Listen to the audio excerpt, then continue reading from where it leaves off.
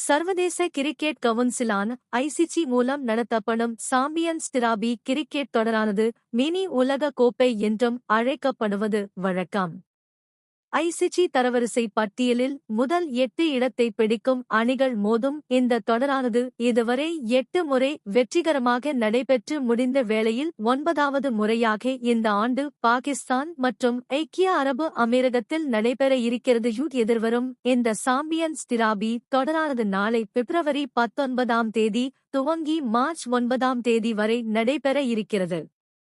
இந்த champions trophy தொடருக்கான போட்டியில் India, Pakistan, New Zealand, வங்கதேசம் ஆகிய அணிகள் குரூப் ஏ பிரிவிலும், தென்னாப்பிரிக்கா, ஆஸ்திரேலியா, ஆப்கானிஸ்தான் மற்றும் இங்கிலாந்து ஆகிய அணிகள் குரூப் பி பிரிவிலும் இடம்பெற்றுள்ளன.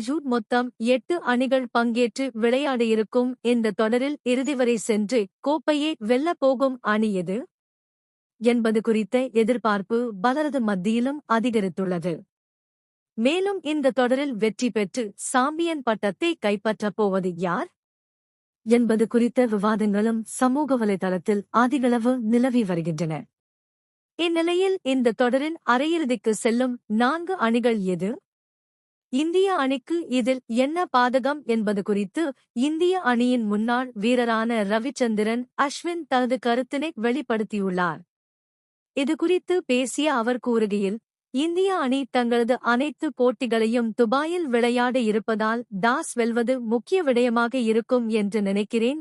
என்னை பொறுத்தவரை அரையிறுதிக்கு செல்லும் 4 அணிகளாக இந்தியா, நியூசிலாந்து, ஆஸ்திரேலியா மற்றும் இங்கிலாந்து அணிகள் இருக்கும் என்று தெரிவித்துள்ளார். சாம்பியன்ஸ் டிராபி தொடரின் முதல் போட்டியானது பிப்ரவரி 19ஆம் தேதி நாளை பாகிஸ்தான் மற்றும் நியூசிலாந்து அணிகளுக்கு இடையே பகலிரவு ஆட்டமாக நடைபெற இருப்பது குறிப்பிடத்தக்கது.